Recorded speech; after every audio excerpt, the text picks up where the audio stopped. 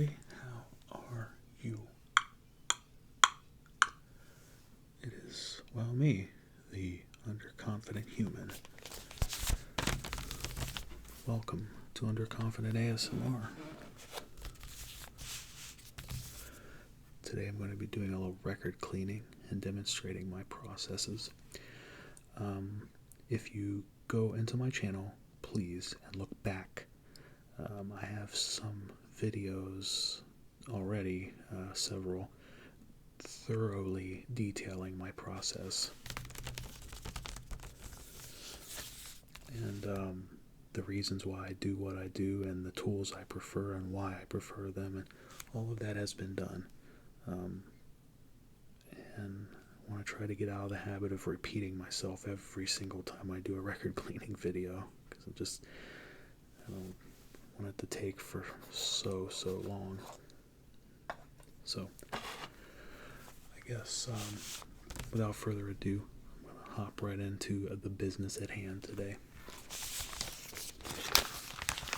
Again, I can't stress this enough. There are specific reasons for everything I do and how I do it. If you really want to break down to that, watch some of my past videos, especially the last one I did White Zombie and Cypress Hill, and really walked through it. And then I know a few of my videos before I really walked through it. Today, though, I just want to kind of do a little more presentation rather than explanation, you know what I mean? And so all of us kind of chillax a bit and enjoy some sounds and some atmosphere, with your favorite loser, I'm sure.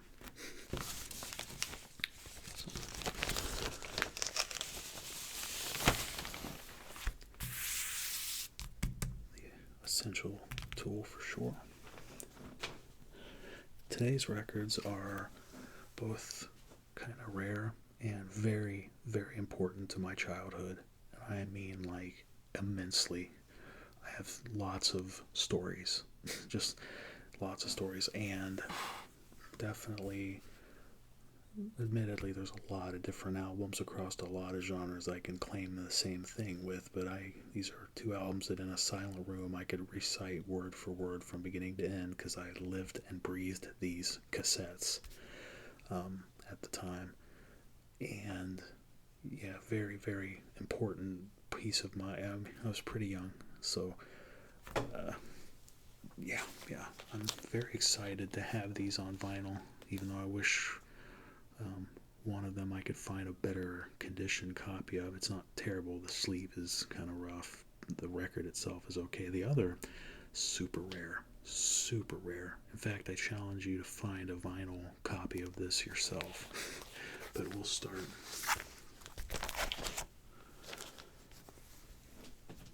Lucas, aka his name is Lucas Secon, and he is a big shot producer in the modern day. I mean, he's done just, if you looked him up, you'd be surprised at how many people you know that he produced music for, that you've never heard of this guy, but you've definitely heard of who he worked with, type of thing. He is just amazing, and he started off in hip-hop. He did an album called To Wrap My World Around You, and trying to come with an entirely different musical and lyrical style than anybody was doing at the time. But then his second album, a couple years later, Lucacentric, had the hit single, Grammy-winning music video and single, Lucas with the Lid Off. Now, with that said, I had first heard this tape when Lucas with the Lid Off was popular, was kind of a hit, in a Kmart. And, several trips later, after begging Mom to buy me a new cassette, which is something I did literally every time we left the house, she got me this tape. And this guy is remarkably intelligent and poetic, but he does not spit the kind of typical 90s hip-hop you would expect to hear at all. His style is very, very abstract and personal, very introspective, being a multicultural, having a multicultural heritage and stuff. I'm actually been in communication with him in recent years. I was able to talk to him and tell him my childhood stories and just a little bit, just barely touch on that, and how extremely, extremely important this album was to my childhood. I loved this tape and played it a gazillion billion times and wore it out and bought another one. And then, when I got a little older and CDs were more of a thing, I of course tracked it down on CD. So, I mean, I don't want to sit here for an hour telling you my exploits of this tape and carrying it with me all the time and listening to it all the time, but I mean, I did that with quite a few different albums and stuff in my childhood. But anyway, Lucacentric, this album is very unique. And just, I don't know how else to say how important this was to my youth, how crazy I was about this album, and because it was so different from all the other hip hop that I owned. So to have it on vinyl, I got this. Not my favorite place to get things, grant you, but I got this on eBay probably 7 or 8 years ago. I mean, it's been some time ago, but it's very difficult to find this album on vinyl. You can find the CD for dirt cheap anywhere, but the record or double LP set, incredibly rare, and believe me, if anyone deserves to own this on vinyl, it's me. I'm not afraid to say, because it's just how special this album was to me. So,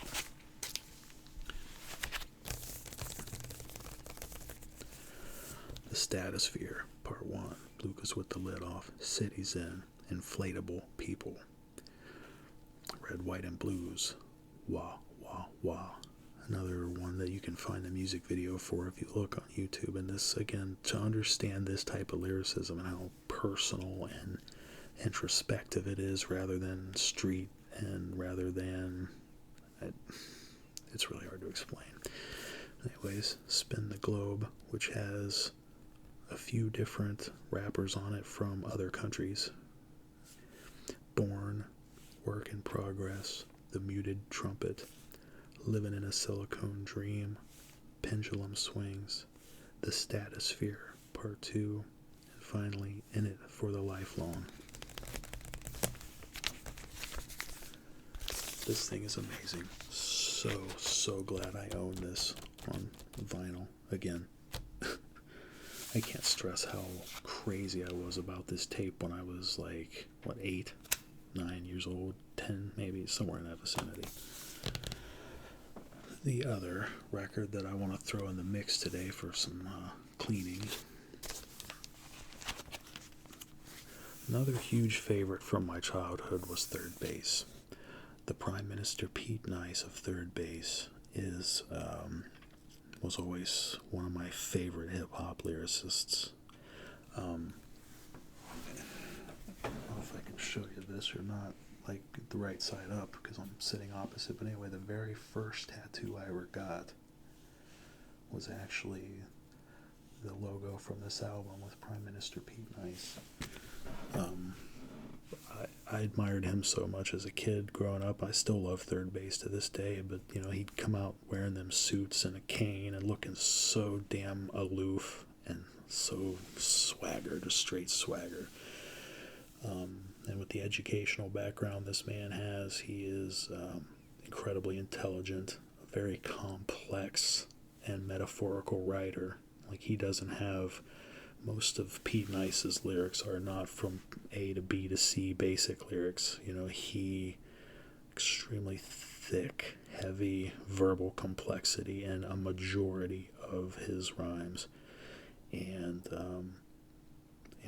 I always respected and admired this guy so damn much, like to such an extent that, again, when I was old enough to get a tattoo, the very first one I ever got was Pete Nice's logo from this album, and I've had it touched up a couple times over the years to try to keep the color fresh in it, because at one point, like, the orange was so faded it was gone. It was basically white. The blue, couldn't see it.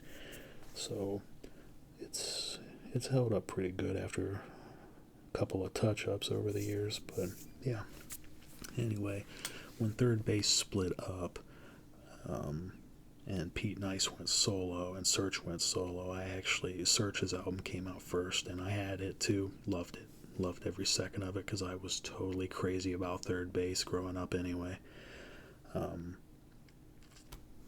then, when Pete Nice's came out at first, it was hard to kind of acquire because it had a parental advisory mark, of course, and my mother, because I was just a little kid, that was the one thing she wouldn't let me have, is tapes with parental advisory stickers and stuff on them, so I'd try to rip them off and hide them any way possible if I could, because back then they weren't always printed into the artwork. Sometimes they were stickers, right? So I could get away with that. But anyways,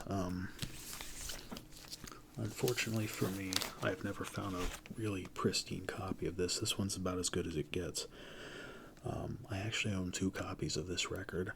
One is even more beat up, but at the time it was the only one I could find. And then when I came across this one and bought it, it's got, some of the ring wear in the sleeve that's visible on both sides. It's I don't know if you can see it because of the light and stuff, but it's, anyway, significant ring wear. The corners are a little beat up. This down here, the parental advisory sticker is like, I don't know if it's the glue soaking through or what's up with that, and the thing smells like an old record. It just has that old record smell. Fortunately, though, like I said, for the most part, the vinyl itself is in decent shape, not flawless, but it's a little old and beat up, but not terribly beat up. Not like my other copy upstairs. That copy's more of just something to hold in my hand type of thing, but yeah. Given the age and who knows what it's been through, this one's a little better shape than the other one. At least the majority of the main cover here, other than the ring wear, is not creased and it's shiny and, it's bent down here. There's an entire crease along here that just, and then the ring wear. So, anyways, but yeah, I still try to keep an eye out to find a super pristine copy of this album. That's not going to cost me hundreds of dollars. But again, somewhat similar to Lucacentric, this album is another important one for my childhood because I had to sneak to get it, the parental advisory thing, but I was just such a big fan of Pete Nice and him doing a solo album, and the internet wasn't around back then, so it was a big shock to me to find out that this existed, and it's another album. I played the hell out of it. In the modern day, I think I own 5 or 6 different CD copies of this same album. Some of them I intentionally bought, had imported from other countries, just because the release had, some slight differences about the disc or whatever. But so yeah, it's the point being, this is another pretty important album for me, for sure. The Prime Minister Pete Nice in the modern day, still bringing hip-hop culture, because he is one of the curators for the hip-hop museum, and he collects and saves everything. So he's got flyers and memorabilia of all sorts from way back then. Also a baseball historian, a published author as a baseball historian, and just I don't know in real life if the dude's an asshole or how friendly he is or isn't. Like, I don't know a thing about, he's a New Yorker. That's all I know about the person. But the artist, the Prime Minister Pete Nice, this dude is just crazy important to my youth. Someone I just obsessed and admired over big time. So I thought that would be kind of the theme of the day, which is why I chose these 2 records to clean out today. So I guess we'll start with,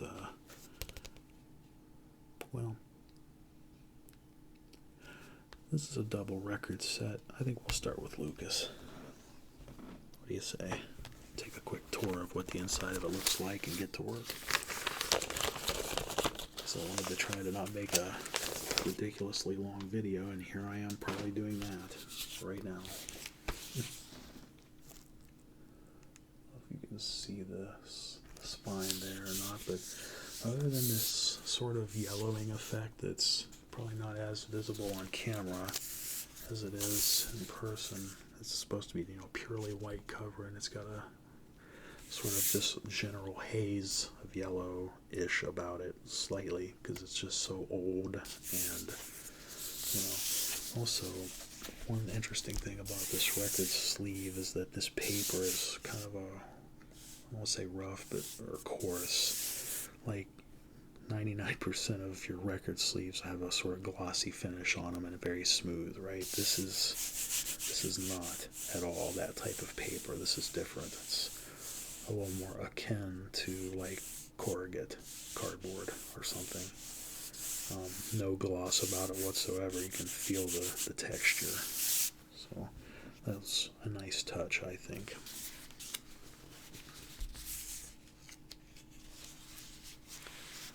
So these two images on the inside, shot in New York City. I'm not sure what the tribal masks are about, like in the rotation here, and then this trumpet, muted trumpet, and a picture of Lucas, sort of going for that jazz effect, I assume.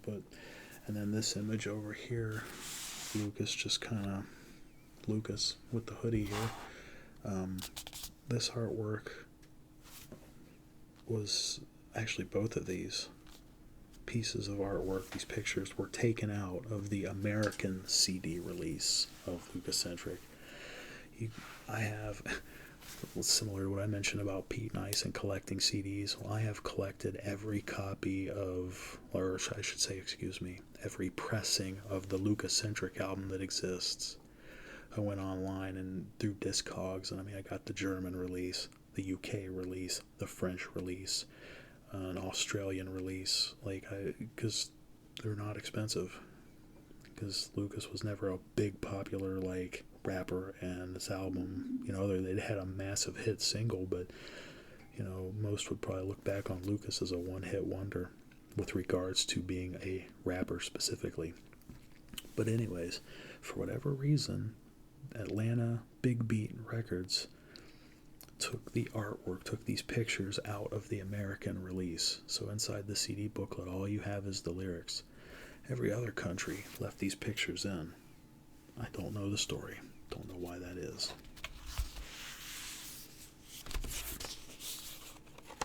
So this is a gatefold. Therefore, we have two records, and I'm going to pull both of those out.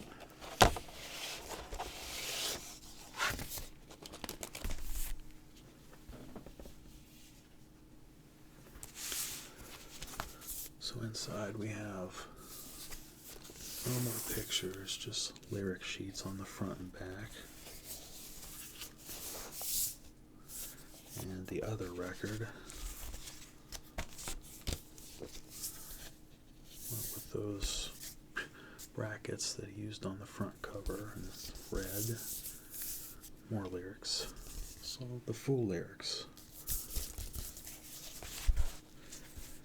And I've mentioned many times I'm very particular about the storage of my records, and I do not like paper sleeves. I don't like leaving my vinyl in paper sleeves. So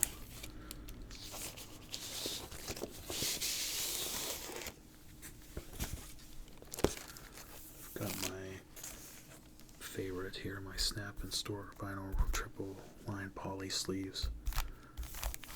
Archival quality, non-scratching, anti-static, exactly what you need for a vinyl record.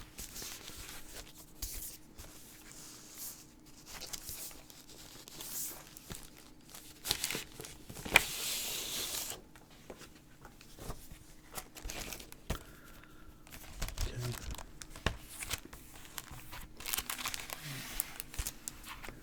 Now, quick rundown of the tools. This Audio-Technica brush that's supposed to be a wet brush, I use it as a dry brush only, and it is a velvet brush that, and it's pure velvet, very plush and perfect for dust removal. I have a carbon fiber brush here that these are supposed to be used for cleaning dust off the record. I despise this thing for that use because it put a bunch of hairline marks on a record of mine many, many years ago that I quickly learned that I will never use one of these, or at least this one, for. This was a cheapie I got on Amazon, but I will never do that. Instead, I use it to clean dust off my mat and my tools, and it works wonderfully. Over here, inside this is my disc washer.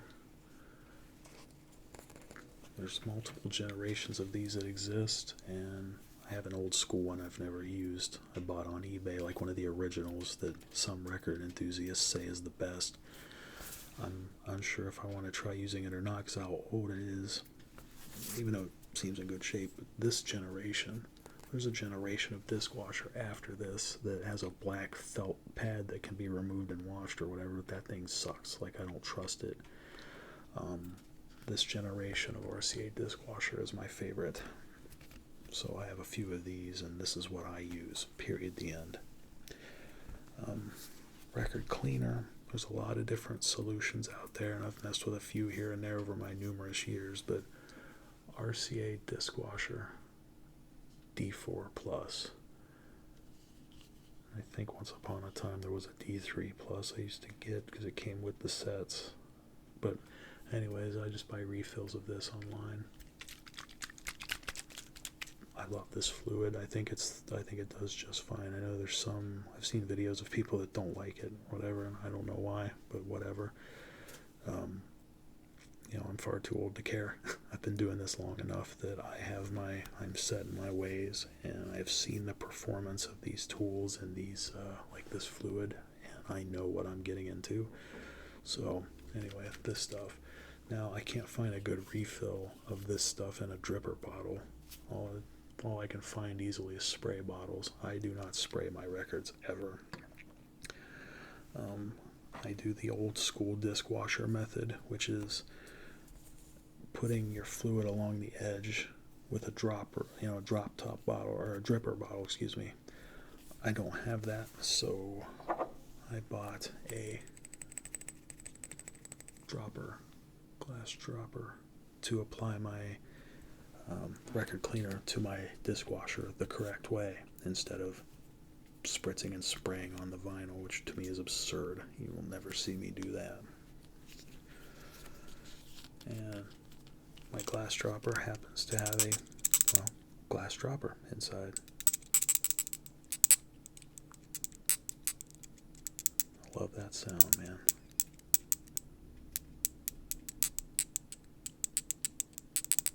Anyway, so enough gabber from me. Let's get started, shall we? We'll start with the first record. Remember, dump your record into your hand, resting along your thumb and the back side. Here, these two fingers, your middle finger and ring finger, should be all that touch anything and just the label. Never touch the surface, not even the blank surface. Never. Okay. So,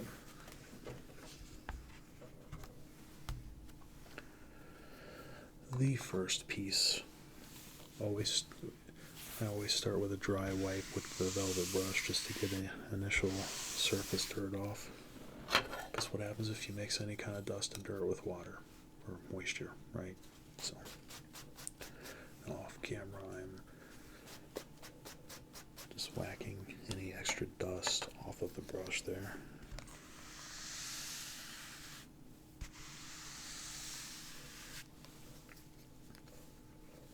Okay.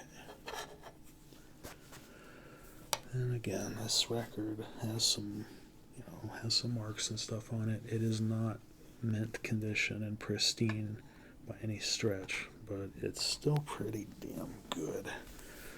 Having kept it clean and stuff, it's okay. in all honesty, too, in all the years I've had this record, I've only ever actually listened to this on vinyl, like played the vinyls through, I think, twice or three times. I know more than once, but that's about it, because this record is far more for me for collecting than listening.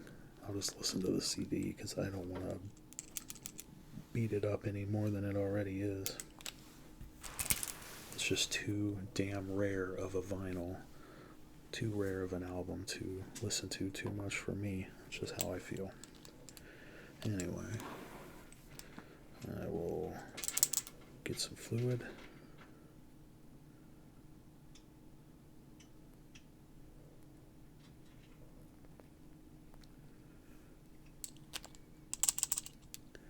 And just go along the edge corners there.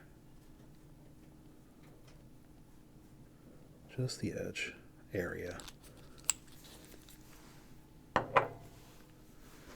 And once we get that corner saturated,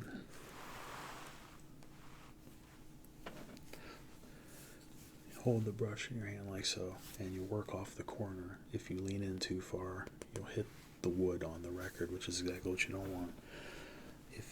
I promise the system's great and the disc washer is great, but it does take practice and experience to use this thing properly. If you're a newcomer and never used it before, you might have a little rough time at first getting the technique right, but it's very worth it. And what you do basically is go to the thrift store and get a shit record that you don't care about, something for 50 cents or $1 or whatever, and just use that to practice technique. And if you get this down pat, I think it just makes a excellent tool. I mean, I've been using the RCA disc washer for so many years and years and years, and it's just the way I like to do things. I trust it, and I know it does well. So we'll get into it. Take the wet side, hold the brush at a bit of an angle, not too far. The wet side here. Run that along the record.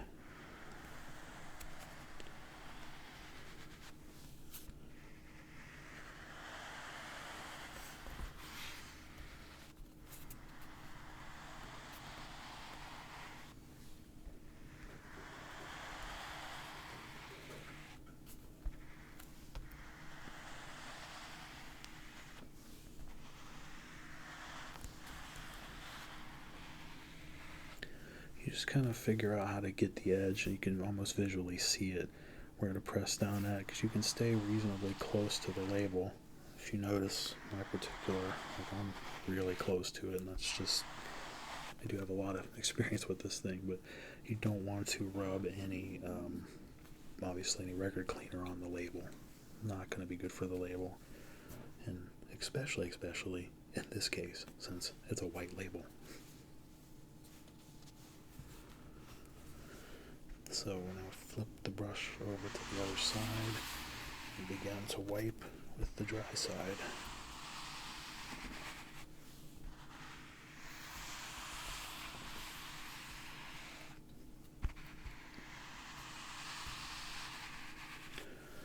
When working with the brush, you press down a bit, but just a bit. You should not be pressing down too hard like you're trying to scrub a stain off of something. Just enough to be able to manipulate the brush. You do not need much pressure. Okay.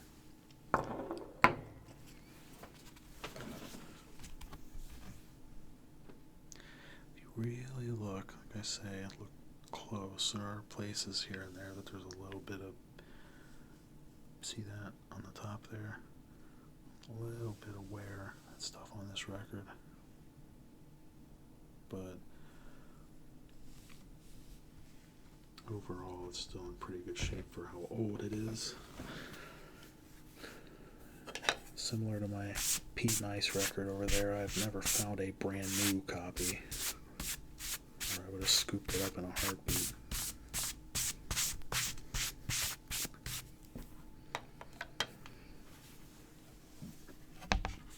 We'll flip to this side.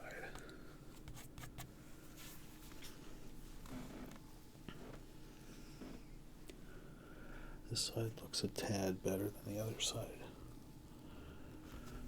but just by a bit.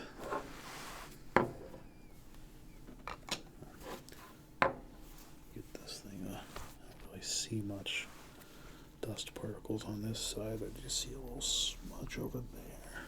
Just get this real quick. Yeah, it's a little bit of wear and stuff that these two vinyls here have. I really wish I could have found a spanking new copy, but they are so out of print. Pete and Ice and Lucas, both of these are so out of print, and we're never like big mainstream sellers like a Queen record or something would be, for example. So what do you do? Still, for what is on this though, these bits of wear here and there, when I had played this, just to say that I listened to the album on vinyl, got to experience it on vinyl. Occasional pop here and there, but really not bad. I mean, I was very, very pleased that, given the age and rarity of this, how well they play. So I know that the song The Sleeper and I think Verbal Massage on the Pete and Ice record skipped once or twice from like the marks on there, but most of that didn't. And then on the Lucas vinyls here, I had no skipping. Not one song on here ever skipped when it played. Occasional pop here and there, but not a ton, not anything too annoying. And yeah, so all in all, at least for being used and old, it's in decent shape. As rare as this is, though, and as important as it was to me, even if it had been beat up and in terrible shape, I'd have still bought it anyway just to have it. But yeah, I got pretty damn lucky with this one. So again, hold the brush like so. Okay, at an angle, and hold the brush at an angle.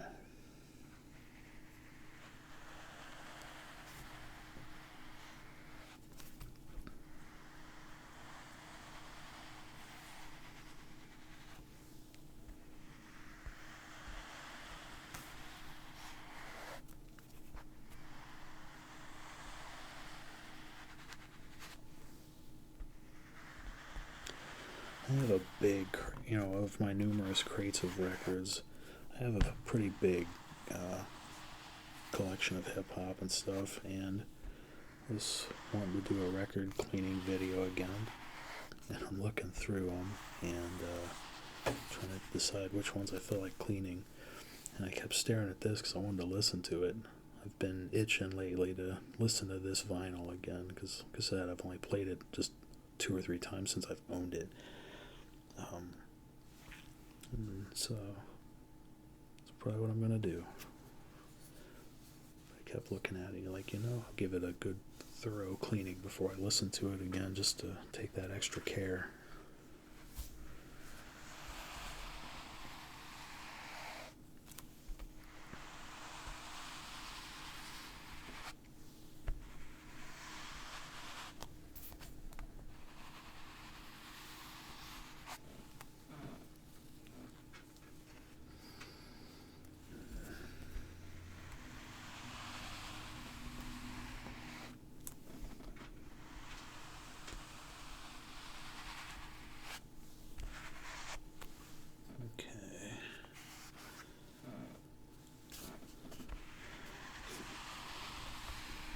Really late on the record cleaner on this one. I realized I did that.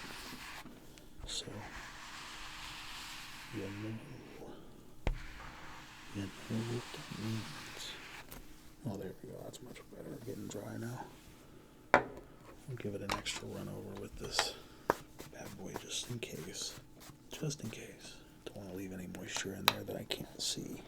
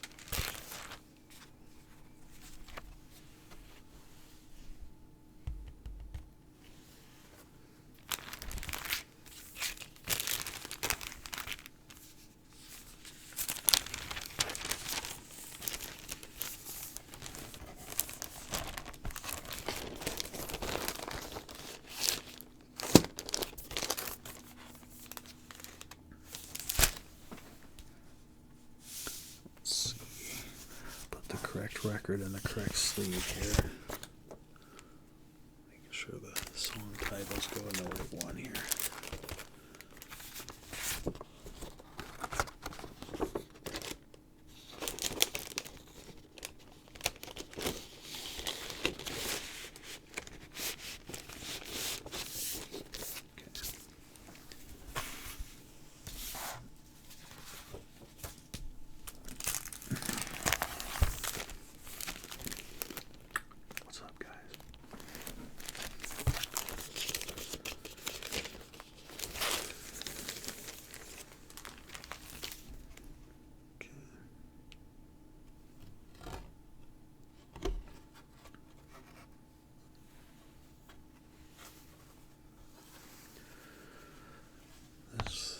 The only time in all the artwork for the vinyl singles, CD singles, and all the CD copies I have, the only time in anything involving any Lucacentric related release that you see black in the artwork was the sleeve and this label. That's it.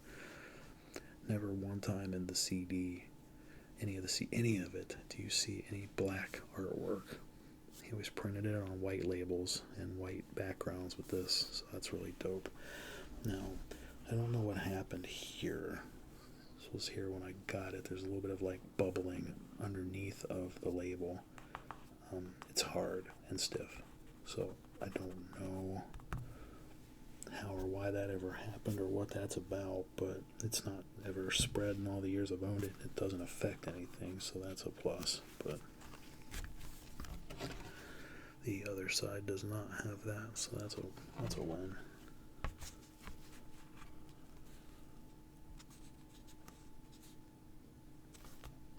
So, rinse and repeat, gentlemen and or ladies. Get the initial surface dirt off of this.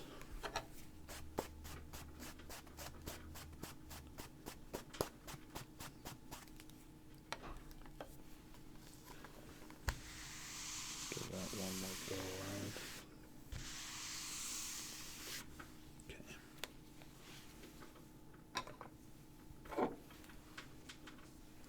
Good to go. Okay. That's a quick brushing.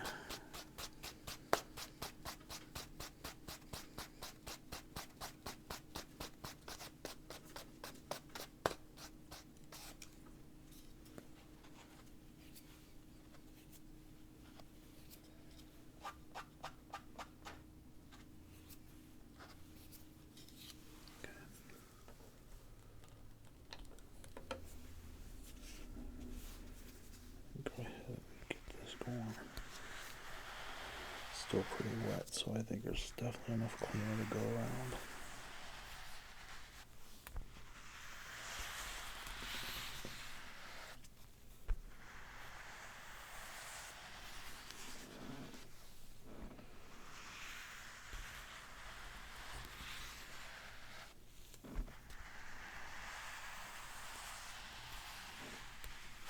Okay. Now,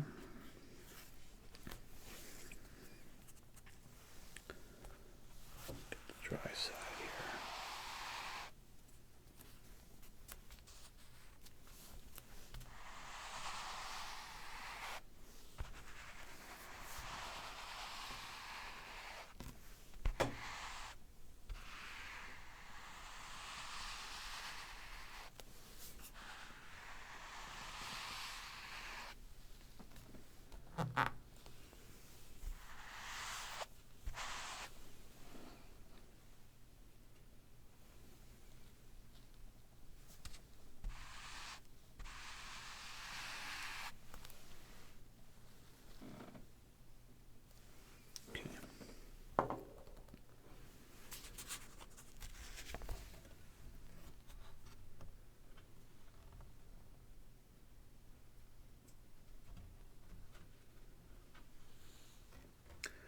We'll flip it and give me just a moment.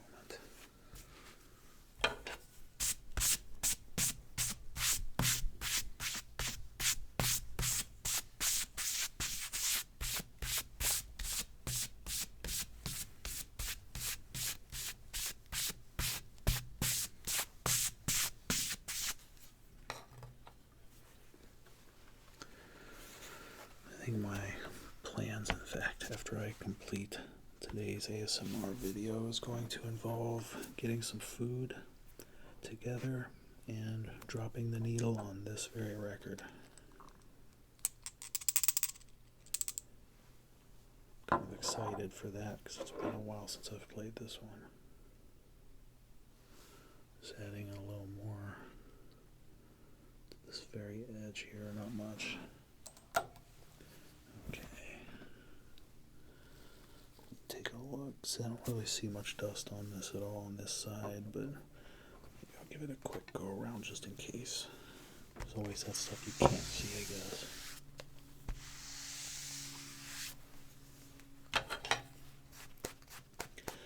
Now this record does have spots about it that I don't know if those, I think there's a possibility those may be mold,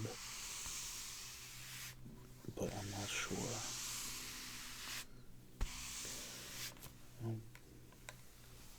They might just be some kind of wear, but again,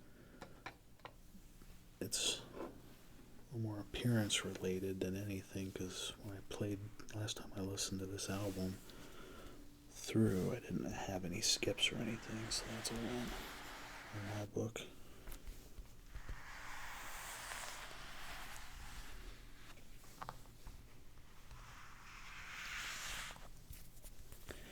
Something I am very explicitly clear about is when you are cleaning your record, do not go against the grain.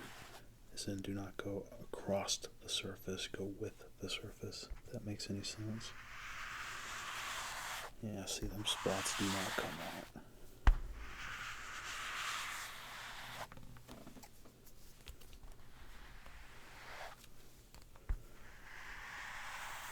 Honestly, don't hurt anything, then I'm good. Hopefully not. I hope that's not something new. I don't really remember them being there before, but it might have been.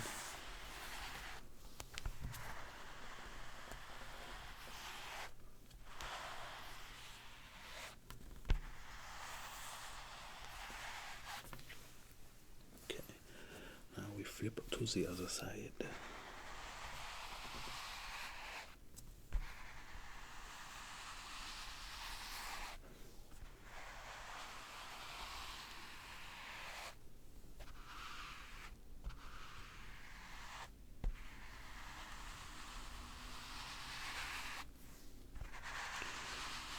Friendly reminder out of nowhere. If you ever try to learn the dishwasher method of cleaning a record, be careful with your grip. It's very important that you practice to get it right so that you don't, because where I'm at on the record, it would not be too hard to lean forward ever so slightly more, just slightly, and bump the wood on it. So it's all about positioning with your knuckles and how you hold the brush that guarantees that that doesn't happen. Good and dry now.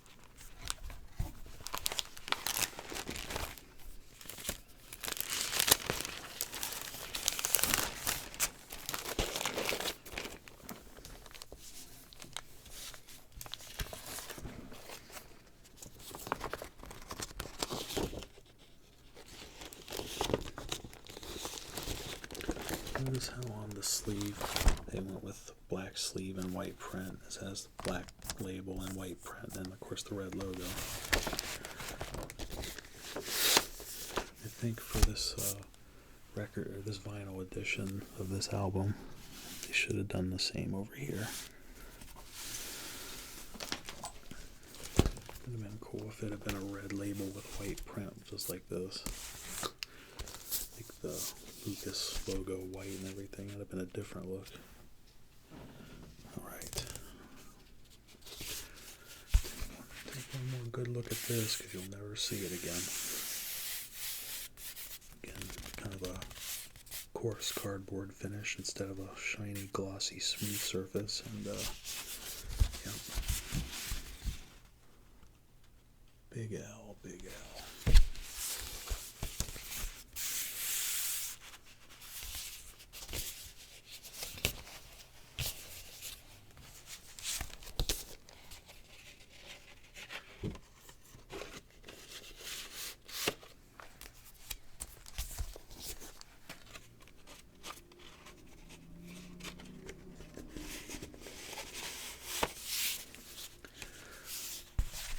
Another interesting point on the vinyl, I have one copy, trying to think if that was the German one, that has a parental advisory sticker on it and on the CD, and then this one likewise has, it's getting as wore out as the sleeve here. This one has a big old parental advisory sticker on it too. So that one and this vinyl release are the only two copies of this album I've ever seen that have a parental advisory sticker. And the cassette does too. I have that down in my packed away in my stuff somewhere. One cassette copy, one CD copy, and this vinyl copy have that. All the other releases that I have from various countries, including the American one, and one other copy of the cassette I have from, it's an American copy. And then all of the same, like nothing else in Lucas's entire discography as a rapper. It's strictly his, his two albums and all the singles and stuff have that. So I found that pretty interesting. It's really not a terribly explicit record. I can't say he never cusses, and there's one or two F-bombs hidden in there. He cusses a couple times throughout the record, but it's not, I don't think it warrants that. Personally, my belief is that, this record came out in a time in the 90s, early 90s, when hip-hop was on talk shows and TV. They were flipping out because of explicit lyrics and impacting your kids, and we can't have this filth and all that. It was a big deal. At the time, it was such a big uprising against rap music because, some rappers cuss or whatever, and our fragile society was so offended that they started sticking parental advisory labels on almost everything. It would not have surprised me to see an MC Hammer record with a parental advisory sticker or something as bad as they were. So I suspect that maybe that era, since that's when some of these came out, that's why some certain copies of this album have that. I don't know.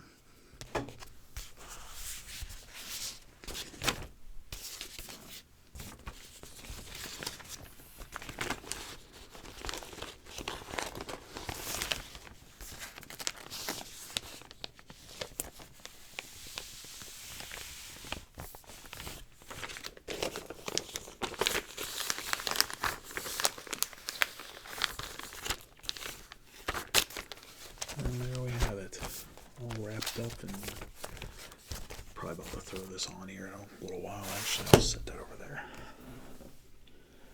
Next up, the Prime Minister Pete Nice. Kick him in the grill, Pete. Oh, Lucas Secon. Dude, I love it. The Minister Sinister, a fistful of dollar C, kicking with the rhymes of a slick verbal tapestry.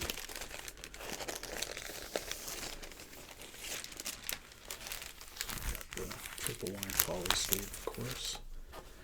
And looky there. Piece of Def Jam Legacy, piece of Def Jam classic. 100% platinum classic, man. The Pimp Minister Pete Nice.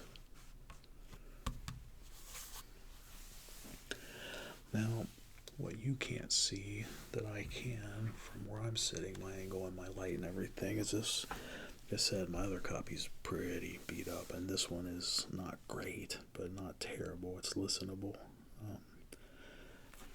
There's some ring wear of sorts around the edge where the starter grooves meet the actual music, and a few hairline marks just all over the place randomly. Not bad enough that it looks like it was like rubbed on some cement or something, but just, yeah, it's a shame. Really, really wish I could find a pristine mint or near mint copy of this particular album.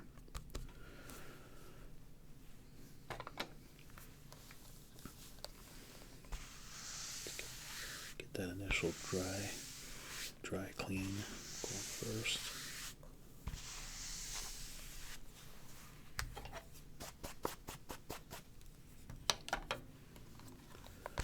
Take one more roundabout just to be sure. Okay.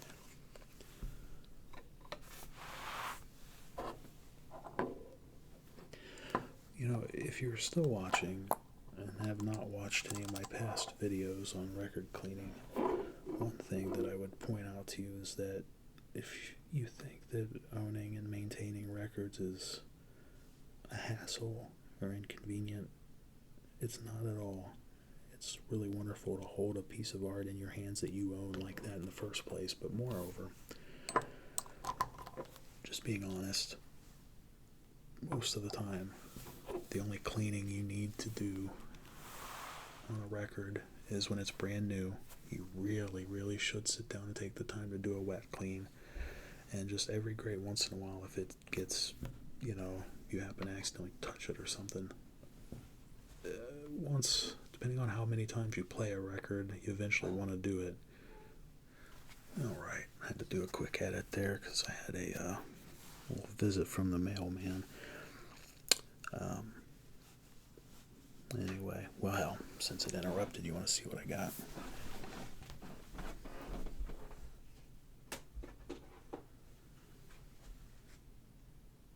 For the coat that I'm working on, got a fresh Revolting Cocks patch. So, sorry about the interruption. Anyway.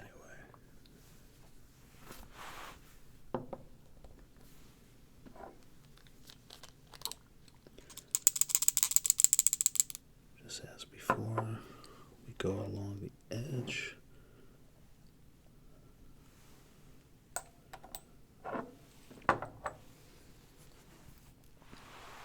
And we'll do this.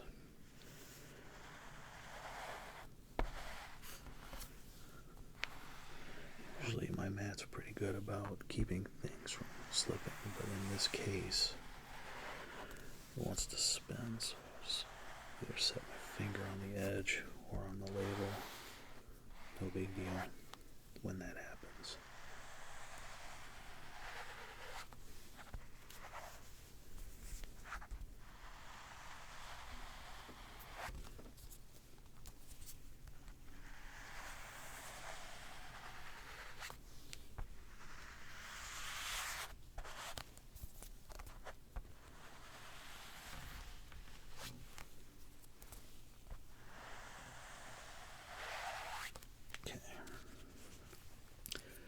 We flip to the other side and repeat.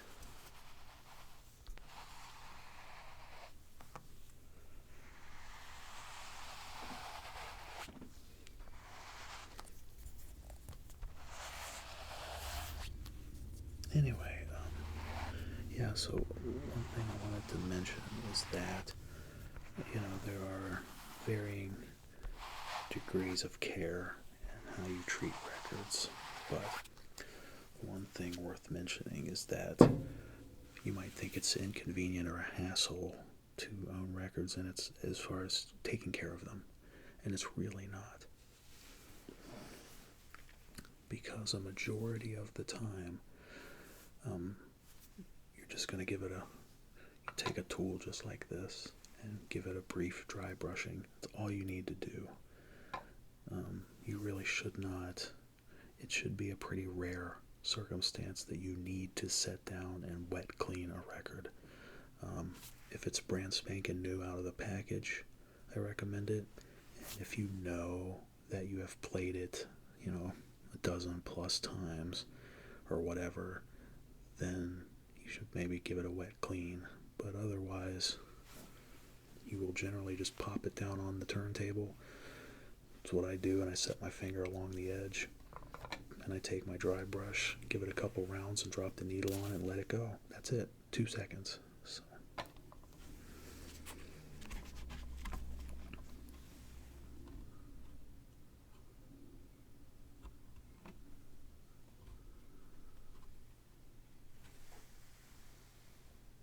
Def Jam. Now, flip it over and put it up against me so that I can.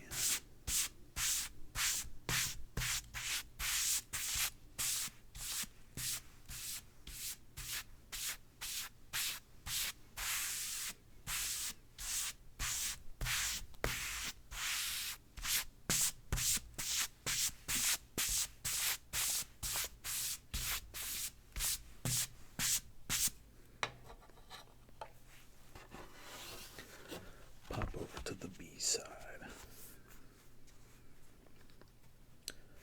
The Pit Minister P. Nice.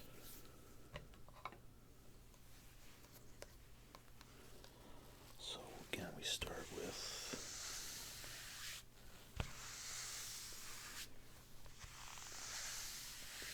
this one has some definitely visible wear on it as well. But again, uncommon, and this is from 1993, this one. Boy, what I wouldn't give to have a pristine copy.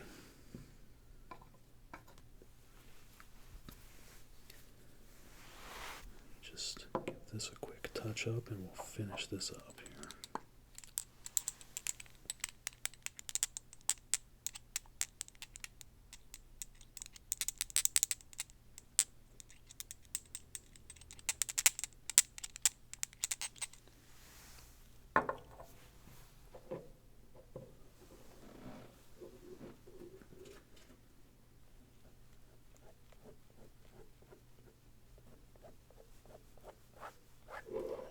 Easy as that.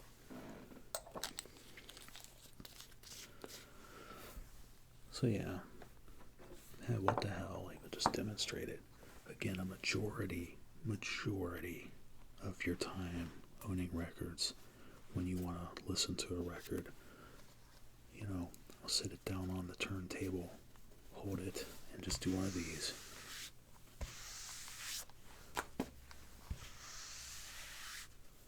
Tapped this on the side of my pants, just tap, and gave it, 2 wipes, 2 quick wipes, and you're done. And then drop the needle on it and enjoy. It's really all it takes. Wet cleaning is only for heavily, dirty records, new records, and any kind of grime. Otherwise, you would not need to spend so much time. Now, when I do wet clean my records, it's typically a much faster process, but I'm kind of taking my time, for the sake of the video. So here we go again. Holding at the correct angle so as to not rock the wood back onto the record.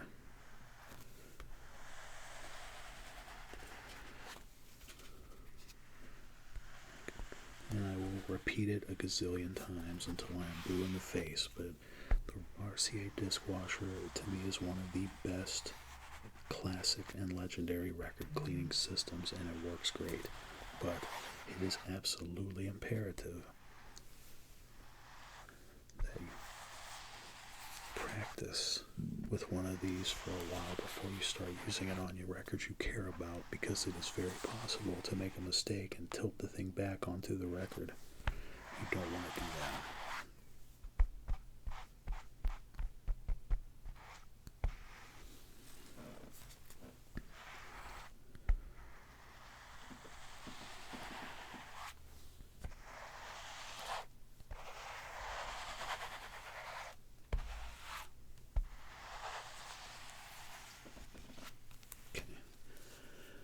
Nice and dense on the cleaning of the grooves. And we'll swap back to the other side.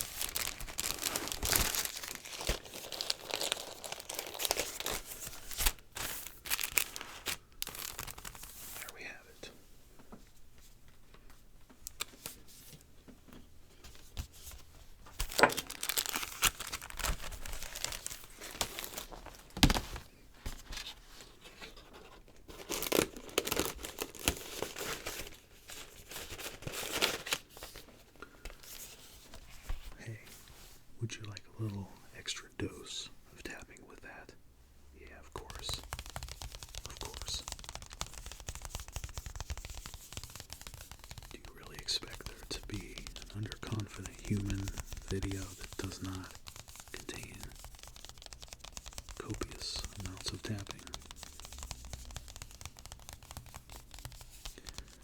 Big shout out to the Pimp Minister P.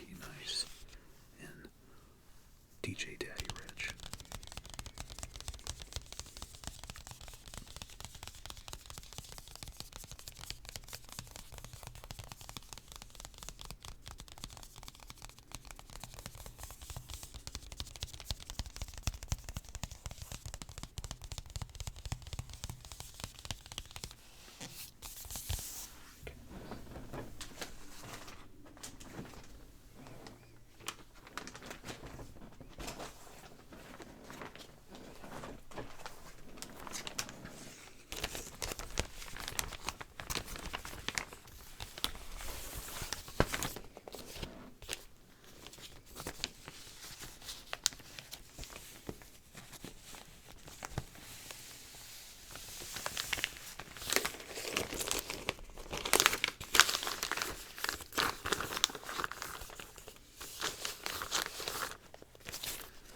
And there we have it.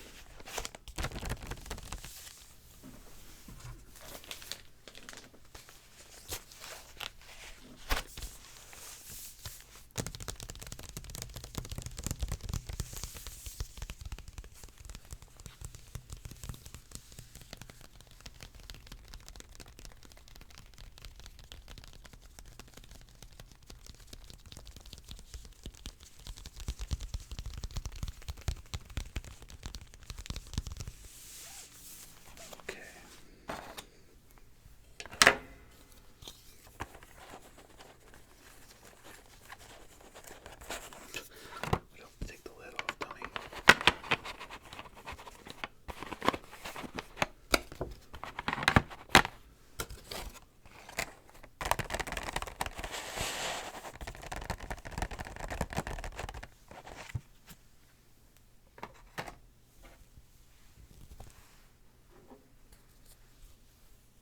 And back with you.